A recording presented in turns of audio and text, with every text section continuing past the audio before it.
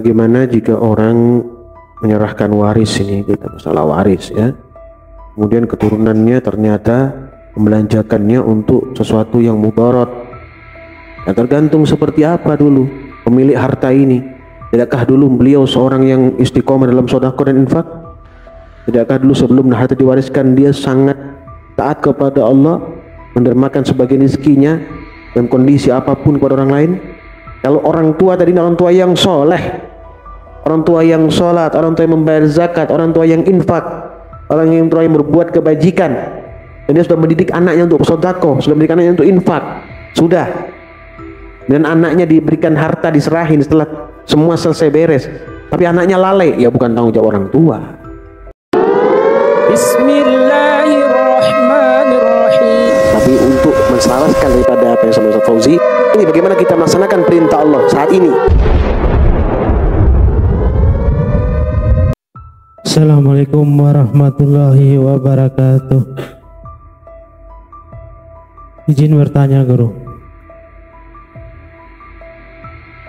Tadi di surat Fatir ayat 18, mohon pemahamannya lagi guru. Yang saya ingin tanyakan, apabila orang tua meninggal, dua-duanya harta ini diwariskan kepada anaknya. Sewaktu orang tuanya masih hidup, hartanya dipergunakan untuk berjuang di jalan Allah.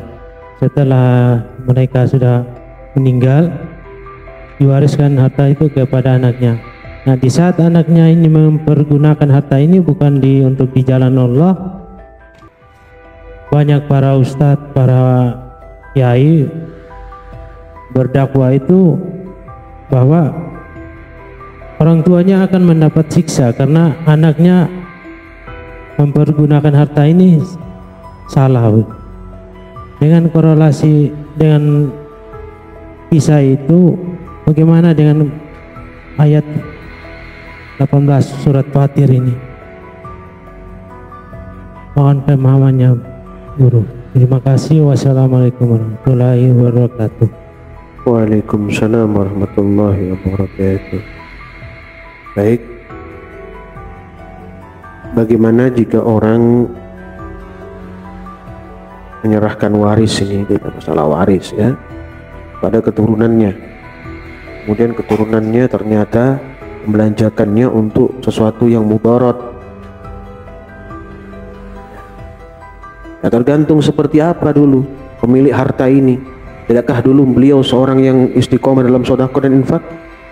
Tidakkah dulu sebelum harta diwariskan dia sangat taat kepada Allah, mendermakan sebagian rezekinya dalam kondisi apapun kepada orang lain? Kan begitu.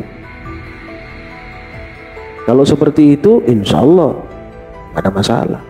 Mempergunakan uangnya siapa, gitu ya. Tapi jika tidak, memang akan jadi pertanyaan, dari mana harta itu didapat dan kemana dibelanjakan. Bukan menanggung 100%, enggak.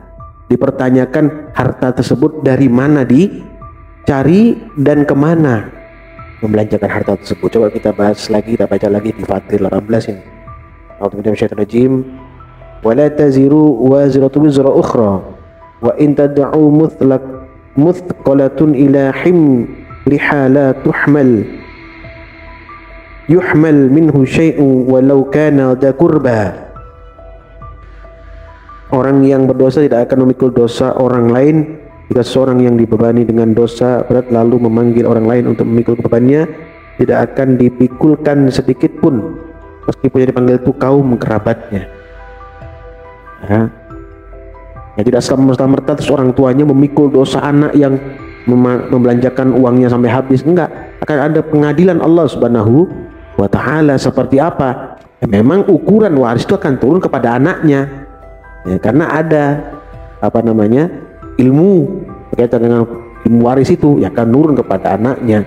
Sudah harus begitu ya, nggak mesti harus menanggung seperti itu, enggak ya, namun akan Allah timbang dengan seadil-adilnya di akhirat nanti. Semua atas kekuasaan Allah ya. Nah, kemudian innama tundirul ladzina yakhshawna rabbahum bil ghaibi wa aqamus salat wa man tazakka fa innama yatazakka li nafsihi wa ilallahil masir. Tadi kan Al-Fakir sampaikan tadi, kalau orang tua tadi orang tua yang soleh, orang tua yang sholat, orang tua yang membayar zakat, orang tua yang infak, orang yang tua yang berbuat kebajikan, dan dia sudah mendidik anaknya untuk sedekah, sudah mendidik anaknya untuk infak, sudah, dan anaknya diberikan harta, diserahin setelah semua selesai beres, tapi anaknya lalai, ya bukan tanggung jawab orang tua. Sudah diberikan pemahaman, jadi ya nggak mesti, ya nggak mesti seperti itu, kecuali tidak pernah dididik berkaitan dengan harta, mendermakan atau memanfaatkan harta ke tempat yang benar, tidak pernah, hanya diberikan saja, itu bisa bertanggung jawab, ya ditanya nanti di akhirat, ya seperti apa dia sama keturunannya, kok keturunannya apa namanya dia masuk surga nggak jadi, karena keturunannya tidak pernah diberikan pemahaman. Kalau udah pernah diberikan pemahaman ya tentang bagaimana membelanjakan harta, udah diberitahu, udah diberikan contoh, ke masjid Jumat udah diajarin, masukin ke celengan, udah diajarin ini. Nah begitu dewasa, kalau dia meninggal ternyata dia punya sifat yang berbeda, itu bukan salah orang tua, ya nggak mesti itu semua diletakkan di pundak orang tua. Orang tuanya sudah memberitahu, orang tuanya sudah memberikan pemahaman, ya nggak seperti itu, ya. Mana keadilannya kalau gitu? Allah pasti adil dalam urusan itu. Jadi paham ini ya. Jadi tadi disampaikan di sini, innama tundirul ladzina yakhshawna rabbahum bil ghaibi wa aqamus salat wa man tazakka fa innama yatazakka li nafsihi wa ilallahil masir, ya. Sesungguhnya yang dapat engkau beri peringatan hanya orang-orang yang takut kepada Tuhannya sekalipun tidak melihatnya, dan mereka juga menegakkan sholat.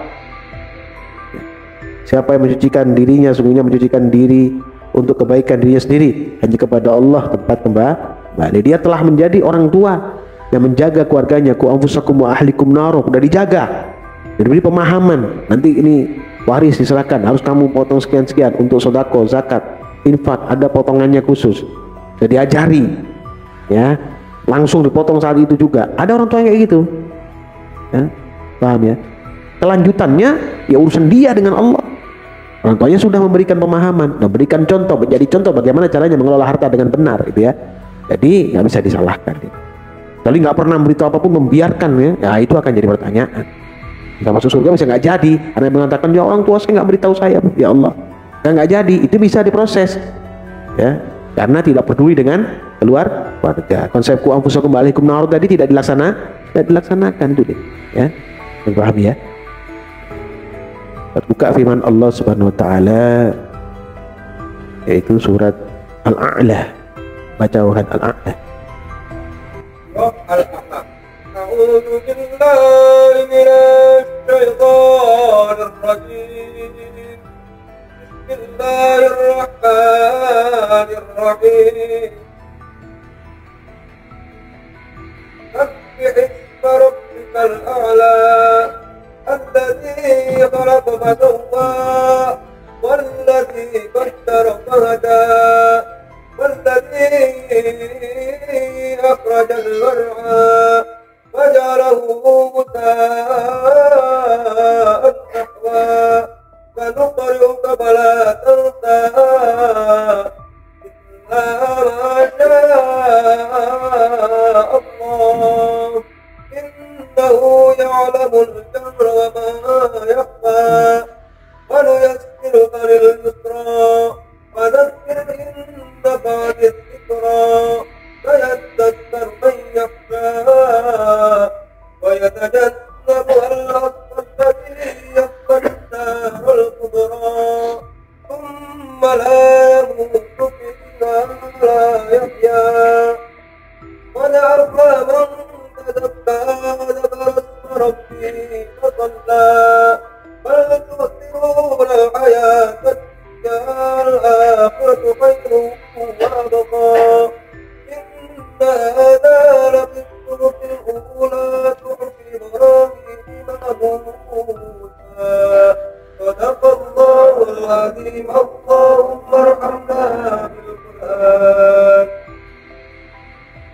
Artinya, berikanlah nama Tuhan yang maha tinggi, yang menciptakan lalu menyempurnakan ciptaannya, yang menentukan kadar masing-masing dan berpetunjuk, dan yang menentukan keruputan, lalu menjadikannya untuk kompetisi kulit bersama-sama.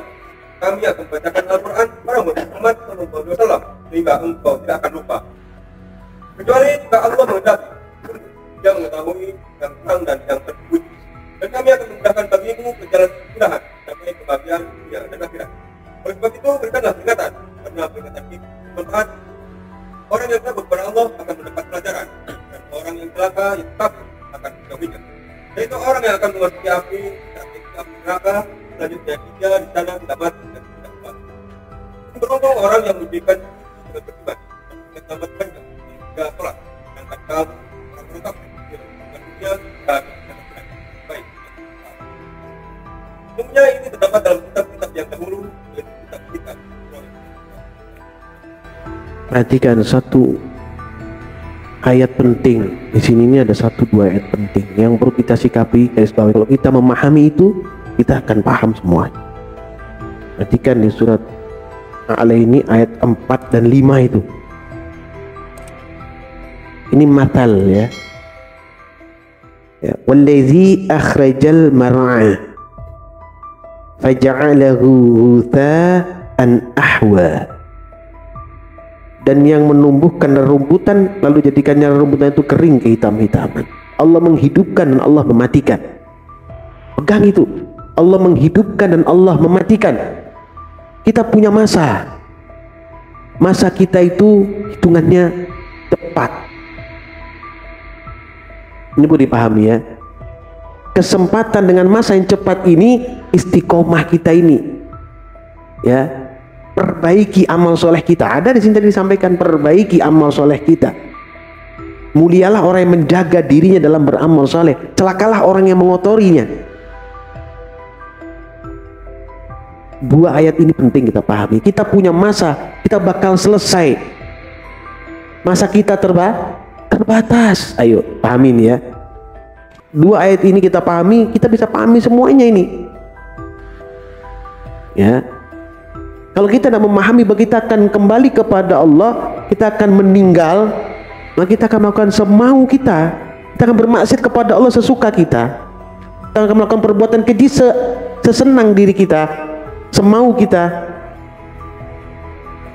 Kita akan melalaikan perintah Allah semau kita. Kita akan melawan suami kita. Kita akan durhaka kepada istri kita. Kita akan berbuat keji kepada anak keturunan kita. Kita akan melanggar hak-hak tetangga kita. Kalau kita nggak paham, kita akan mati, kita akan kembali kepada Allah. Paham ya? Ini hal yang sangat perlu kita garis bawahi ya. Ini perlu apa kita sampaikan, kenapa? Karena 10 kedua itu maghfirahnya Allah. Untuk apa? Meraih Lailatul Qadar di 10 ketiga. Kedua dan ketiga ini, proses ini perlu dipahami. Kalau kita nggak dapat maghfirahnya Allah, gimana Lailatul Qadar dapat? Ya, ini perlu. Baru nanti di akhirnya setelah Lailatul Qadar dapat, selamat kita. Itkun minan nar, terbebas daripada api neraka, bebas daripada siksa Allah Subhanahu wa Ta'ala. Lu nggak nakut-nakuti. Siapa yang nakut-nakuti? Ini firman Allah, perlu disampaikan. Yang indah disampaikan, yang ngeri disampaikan juga, karena perintah Allah. Ya, masuk tadi ke peringatan yang terakhir tadi, firman Allah Al-A'la. Ya. Jadi pahami ya. Ya, orang yang mensucikan dirinya adalah orang-orang yang beruntung.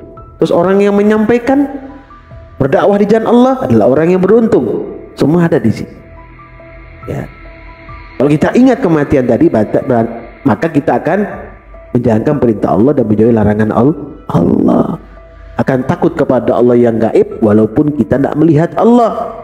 Takut ditinggalkan oleh Allah Subhanahu wa Ta'ala. Gitu ya. Ini diperhatikan, anakku dimuliakan Allah Subhanahu wa Ta'ala. Mudah-mudahan Allah merahmati kita.